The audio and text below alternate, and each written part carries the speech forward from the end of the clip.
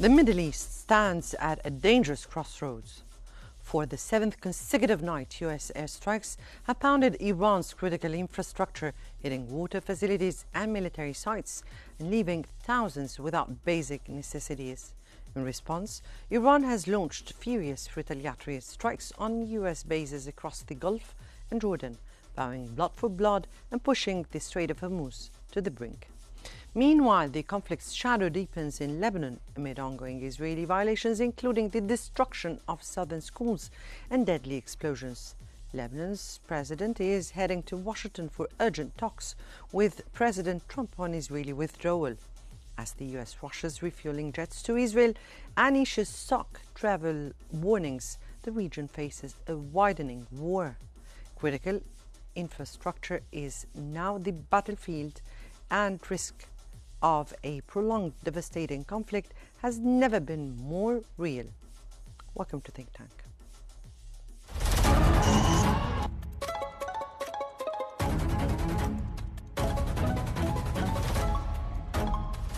Our world is becoming unhinged.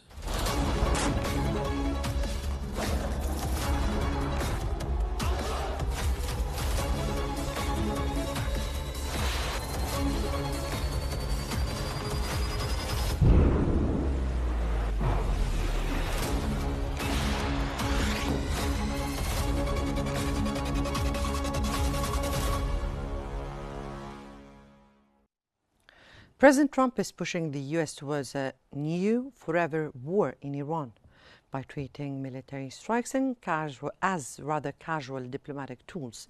He breaks international norms and risks illegal attacks on basic infrastructure. Despite facing massive bombardment, the Iran regime stands firm. This stubborn survival highlights the strict limits of Washington's actual power. The American administration lacks a clear strategy, hampered further by soaring global oil prices and dropping domestic approval ratings.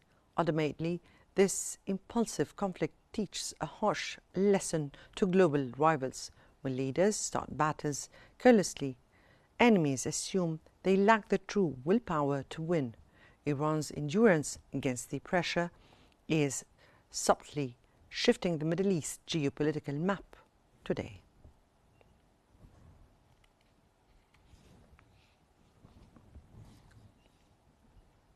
Tehran has officially launched unprecedented legal battles against American and Israeli leaders by accusing them of severe war crimes and genocide. The administration is aggressively shifting the regional conflict from the battlefield to global courtrooms. Judicial authorities submitted extensive evidence to the United Nations highlighting deliberate strikes on hospitals, schools, and vital public facilities. Domestically, this campaign features hundreds of civil lawsuits driven by over 300,000 Iranian citizens.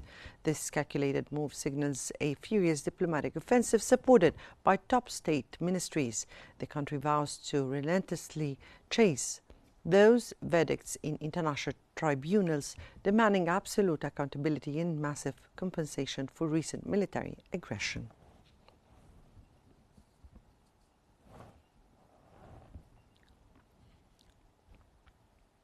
The conflict between Washington and Tehran has reached a highly volatile turning point. Both nations have abandoned traditional military boundaries, choosing instead to target vital civilian lifelines. American forces are now bombing Iranian ports and bridges, while retaliatory strikes cripple water and power plants across allied Gulf states. At the core of this escalation crisis is the Strait of Hormuz. Battles over this crucial maritime corridor have paralyzed international shipping networks. As a direct result, global oil prices are surging rapidly, threatening severe economic shockwaves for beyond the Middle East. With diplomacy completely stalled, this clash has morphed into a brutal contest of economic endurance. It is dangerously reshaping regional security, trapping neighboring countries in the crossfire and pushing the world towards an unavoidable energy disaster.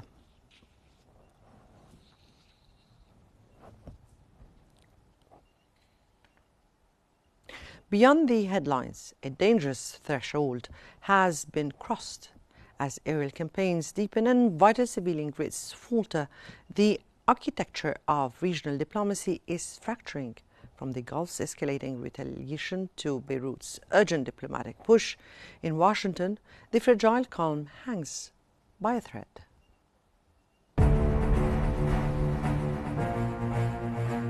There's a rapidly evolving geopolitical landscape.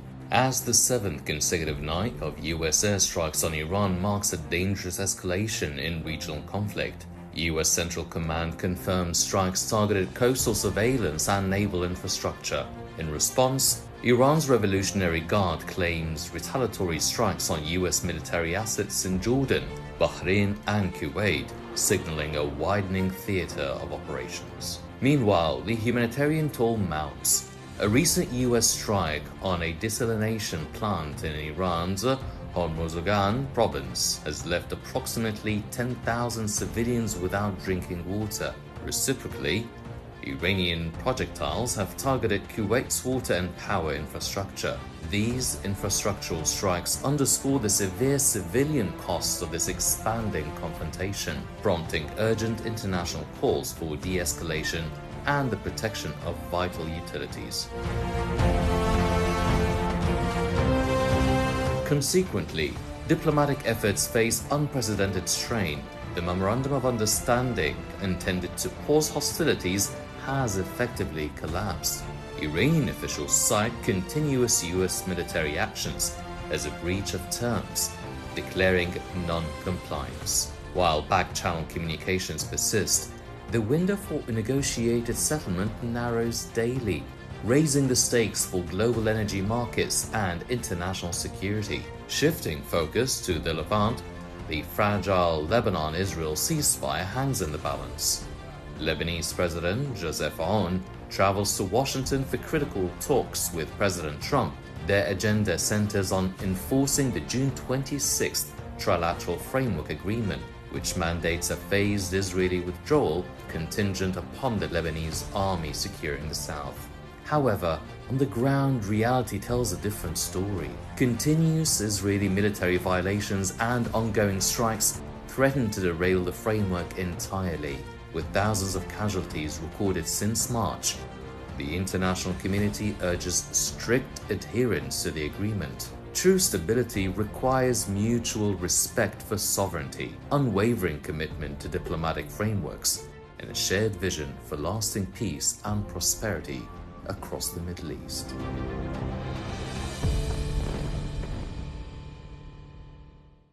Right, to provide more analysis, we're joined from Cairo by Dr. Mustafa Khidewi, Assistant Professor of Law and International Relations, and from Ohio by Dr. Hassan Abdel Fattah, Professor of International Systems and Business Analysis. Good evening to you, sir. And welcome to Think Tank. Let me start with Dr. Khidewi. Dr. Khidewi, does the deliberate U.S. targeting of Iranian water and energy facilities constitute a clear violation of international humanitarian law? Well, thank you so much for having me. Well, the law here is not the hard part. The law is settled. What is contested is the intent. And let's start with what is international humanitarian law says. Because international humanitarian law is very clear about the prohibition of targeting any civilian facilities. And of course, the Geneva Conventions, the additional protocol has already explicitly mentioned that drinking water installations, irrigation works, and food production are within the facilities that is considered as civilian facilities. So international humanitarian law classifies water and energy facilities as civilian objects. However, these facilities may lose the protection only if they have been used for a direct military purpose. And this is what the United States is trying to promote, as the Pentagon disputes that it is deliberately targeting civilian infrastructure, because the United States claimed that the strikes were targeting radars and other facilities which they consider as a legitimate target. However, if we look carefully over what happened over the last few days or the last week, we will see that the talks was very straightforward and was targeting to these facilities. It was not something as of like, a bomb that is actually exploding near these facilities. It was a targeted hit. And this what puts this situation in a deliberate action. And accordingly, it raises the question about the war crime. Many would say that this would actually consider as a war crime.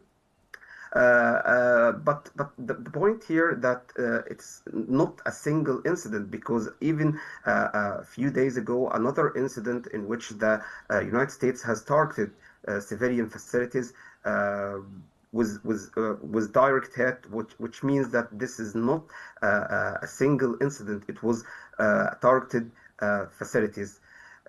So in short, what I want to say here that the striking water and the energy facilities is clearly prohibited in international law unless these facilities have been used for military or by the military to provide only military. But what we have seen that the population of Iran or some parts of Iran has actually suffered of this water facilities destruction.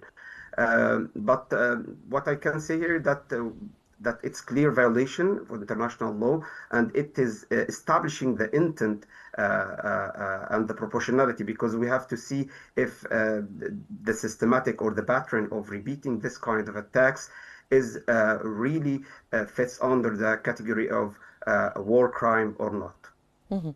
Dr. Abdel Fattah, how will the active militarization of the Strait of Hormuz immediately disrupt the global supply chains and energy markets?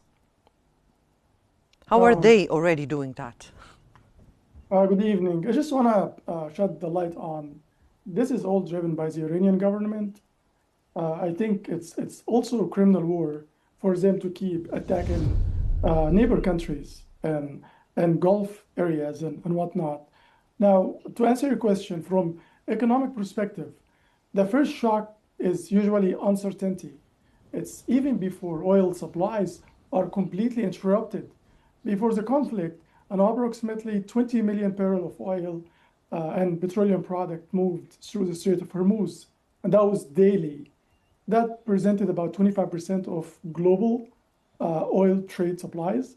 And to look at it from that perspective, when the route becomes militarized, shipping companies reduces voyages, crews may refuse assignments, and insurers increase war risk premium. What happened here is, and the result will be higher cost for oil, and that will also increase the cost of natural gas, fertilizers, chemicals, plastics, and also aviations and manufacturing. We have been seeing increase and rise in airfare tickets in the last few months since the war started. So the economic impact is not just limited to energy producing countries. Higher shipping, insurance costs, and fuel costs eventually reaches end consumers. So it's not going just to impact those countries. It will reach to end consumers everywhere, globally. So now we look at it from other perspective, where how will it hit the end consumers? We can see it in airlines tickets, food prices, and almost every product transported by truck or ship.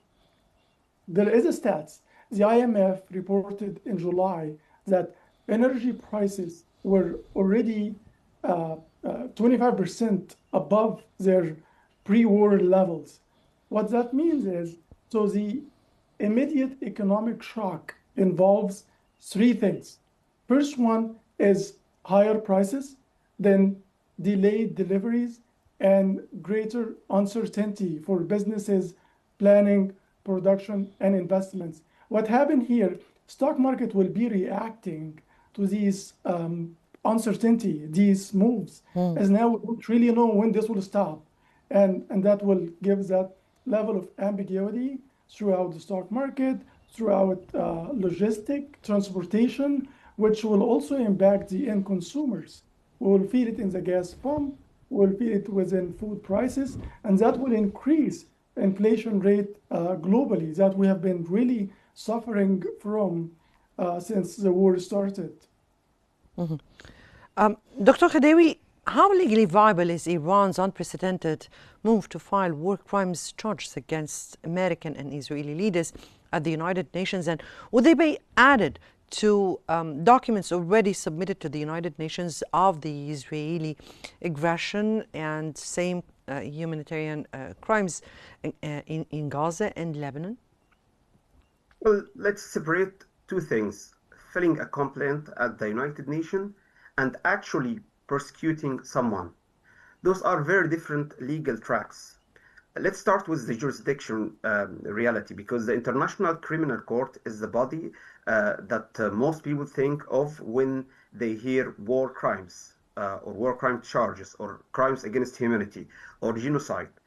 But Iran is not a party to the Rome Statute, which is the Yes. treaty that organized or that ran the ICC, and it never ratified it.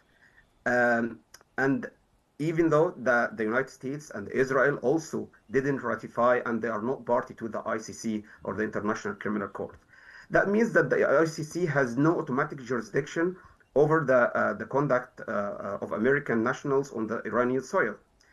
So Iran may have four actual legal paths forward, and each have a serious obstacle. The first one would be the Security Council, in which they can ask for the Security Council session to discuss and referral to the ICC. Any member of the Security Council can actually raise this point, but the other side would be, or the other view would be that the United States say or use their veto, and here they block any kind of action in the Security Council. So But Iran would. but here, if I may ask you, there are two valuable part of the law. I mean here, the section that speaks about United for Peace, and Yes, the other one that say that the country which is involved in the accusations cannot really raise its veto. There are well, two articles speaking about this concern, right? that's right. That's right. Well, let's start with the one that you mentioned, United for Peace. That happens when there is a deadlock, when the countries in the Security Council still use the veto to object or obstruct any kind of resolution. And this was actually permitted that the General Assembly would take an action and take or issue a recommendation to for whoever is wanting to achieve some kind of justice or take some kind of measures and so on. But who is willing to do this? Is China ready for this? Is Russia ready for this? I don't think that this is going to happen, because the General Assembly would make the recommendation, but who is going to implement this? That's another story. So it would make more moral pressure against the United States, rather effective pressure. And the other point that you mentioned, in practice, Russia has actually used it. It was in the conflict between Russia and Ukraine, and it has voted against this. So in practice, the countries or the members of the Security Council, in specific the permanent members, they don't give up their right of veto when it is coming to their interests. Let me continue with the other passes that the Iranians can go through in terms of legal Aspects. procedure. Yeah. Iran could accept the ICC jurisdiction. They are not part of the ICC, but according to Article 12, Paragraph 3 of the ICC statute, it gives the option for a country for one time, if a country that is not ratified the treaty The or Rome the statute, yes. yeah, they can accept the jurisdiction of the ICC over their territory, and this happened exactly with Ukraine. Ukraine did exactly the same thing against Russia, and it opened the door for the ICC investigators and eventually arrest warrants that has been issued by the ICC. So this is Iran's most legally serious option, and it's plausible they pursue it. But even if the ICC opened an investigation, the enforcement requires custody of a suspect. However, any warrant would be largely symbolic because at the end of the day, we have seen so far some arrest warrants issued by the ICC against the United States, the Israeli Prime Minister, and many others, but not effectively implemented yet. The third option or the third path for the Iranians could be the International Court of Justice. But this assumes that the United States say, yes, let's go to the ICJ to settle this dispute, in which we are imagining that both countries, Iran and the United States, accept the jurisdiction of the ICJ, because the ICJ works on this kind of voluntary basis. So parties can go to the court, but they have both accept the jurisdiction first, or both have signed in a treaty that they will accept the jurisdiction of the ICJ. The last one option or pathway for legal procedures could be the universal jurisdiction.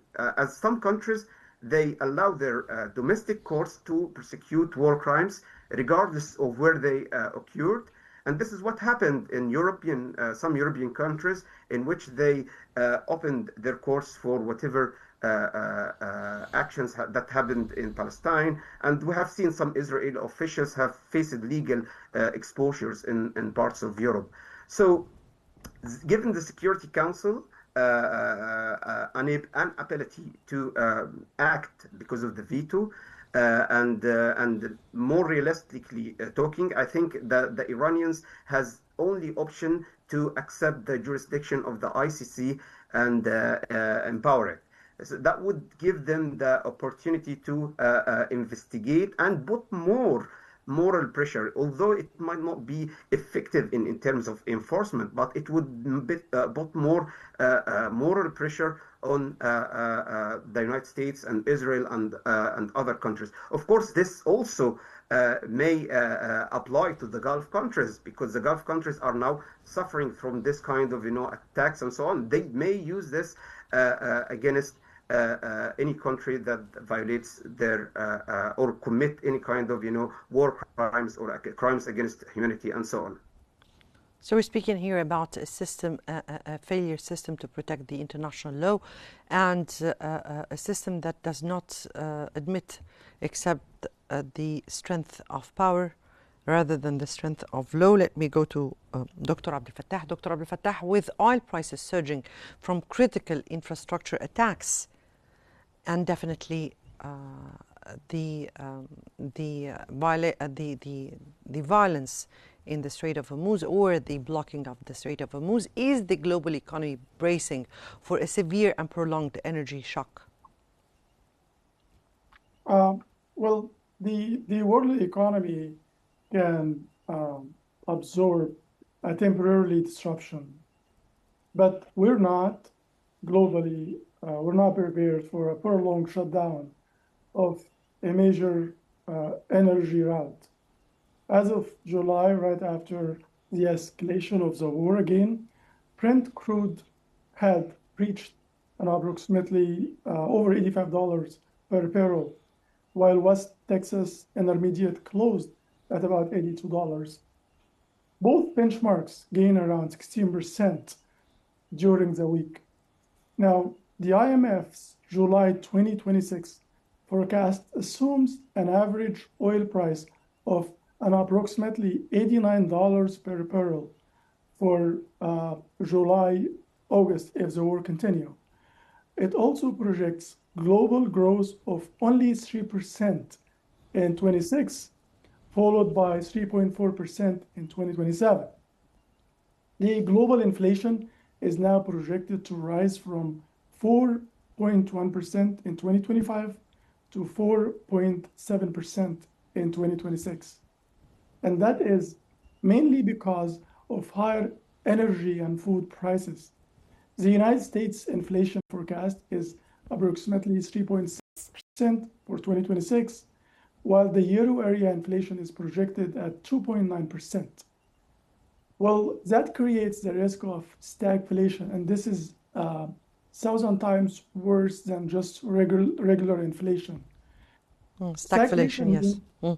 Means weaker economic growth combined with persistent inflation, and that's what we see now, and also decline in the employment rate.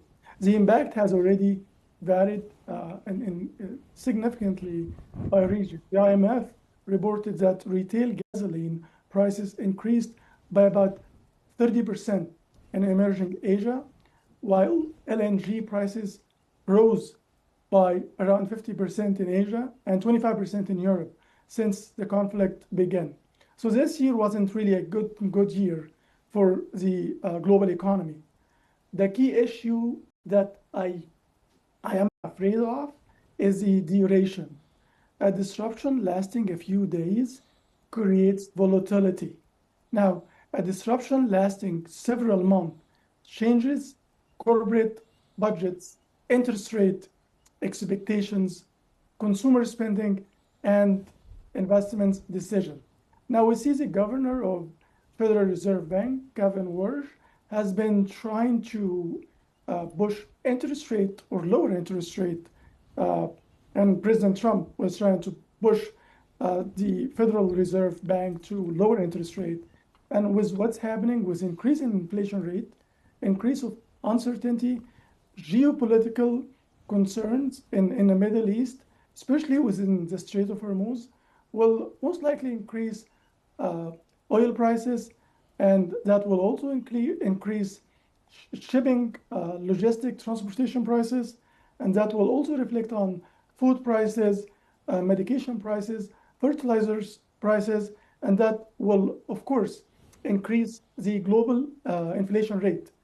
Now, this is extremely concerning, as that will decline the global economic growth. And now we're just facing a huge level of ambiguity. We don't really know when this war is going to stop. And now the oil prices have been really jacking up.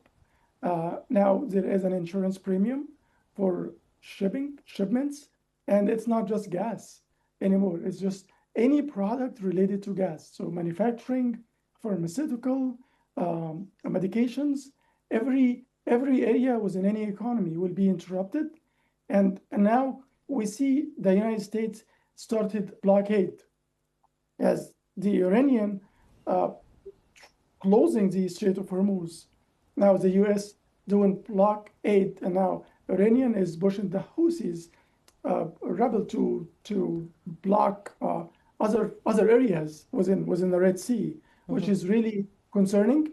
And I don't think it's fair to any country, any nation, especially in the Gulf area, to be attacked by the Iranian at any point within no given time.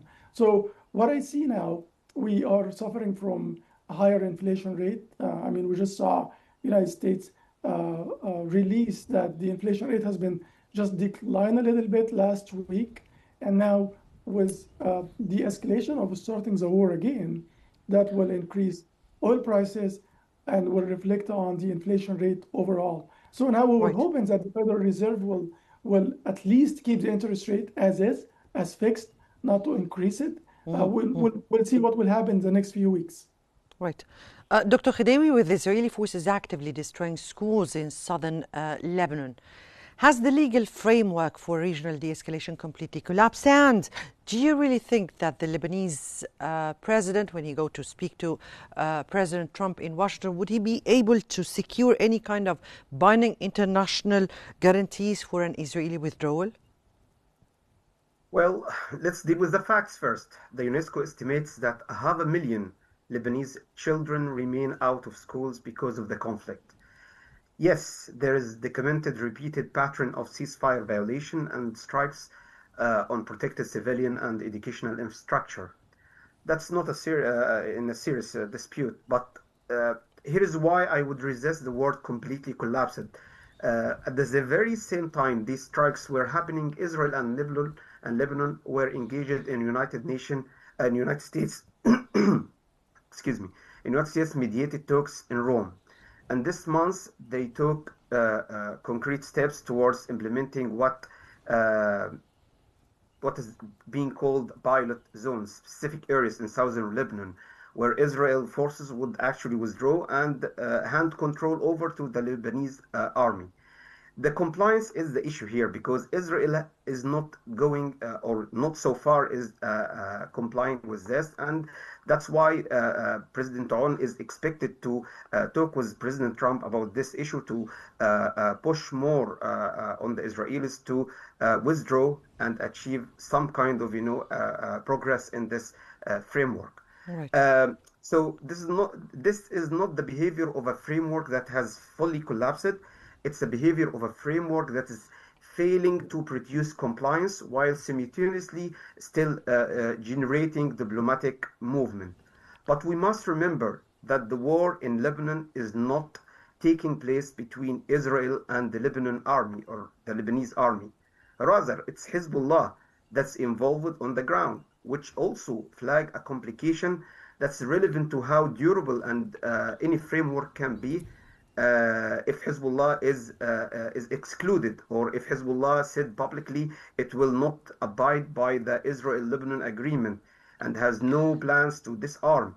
This all puts the whole framework in a very critical juncture. Where we're going is the Lebanese government will be able to convince Hezbollah to disarm. This is something I doubt, but The most important issue also with the U.S. pressure Israel to retaliate or to refrain from going into, or at yes. least withdraw from the Lebanese I guess territories. I guess the withdrawing and handing some parts of the occupied land to the army would give the army more credit, and for the Lebanese will see that yes, the army can take control, and this will reduce the claim given by Hezbollah that they are Yes, defending the territory, and Israel is not going to withdraw. So the withdrawal is very important here as yes, a for yes, the very clear. Very clear. Let me go briefly because I'm running out of time. Dr. Abdel Fattah, as Iran retaliates against Gulf states' infrastructure, what are the immediate business continuity risks for international investors in the region? Well, I think that's a great question. As what happened here is when it comes to business or business perspective, when you see an instability in any region, businesses usually run for stable businesses, stable partners. So now with what's happening in the region, I think it's a great opportunity for Egypt to benefit as Egypt is stable, we're safe place, and for businesses. So now I believe businesses would be looking for more stable countries and to be able to like move headquarters, move manufacturing facilities, move areas like anymore. Like if you see the airline companies have been shifting from the airports that may have issues and then moving to safer airports. So I see how that was actually clearly has been reported by the IMF. So the IMF projects that economic growth across the Middle East and Central Asia will fall to only 0.7% in 2026, and that is due to the ambiguity and the escalation of the war. That is compared with 3.7% in 2025. The forecast was revised downward by 1.2% points because of the longer disruption, again, in the Strait of Hormuz. Now, I think what will happen, and usually countries will usually look for diversification of sources, or looking for countries that are stable, that they can just build a partnership with. Just having that long war long unrest within the region between U.S. and Iran and Israel. It is not helping anyone. Yes. Yes. I believe businesses will be going for countries that are stable, that doesn't have any issues when it comes to safety and security. Yes. So I think Egypt will benefit from what's happening now. Right. That was Dr. Mustafa Khidewi, Assistant Professor of Law and International Relations, and Dr. Hassan Abdel Fattah, Professor of International Systems and Business Analysis. Thank you so much for the very special insights and your valuable discussion. And as the seventh night of strikes fades, the Middle East teeters on the brink of a devastating forever war, from targeted infrastructure and unprecedented UN war crimes charges to a paralyzed Strait of Hormuz and shifting Gulf alliances. The rules of conflict have fundamentally changed. The world must now brace for profound geopolitical shockwaves, and I guess remains to be seen. That brings us to the end of Think Tank. Many thanks for watching, and stay tuned for more updates on Qnews.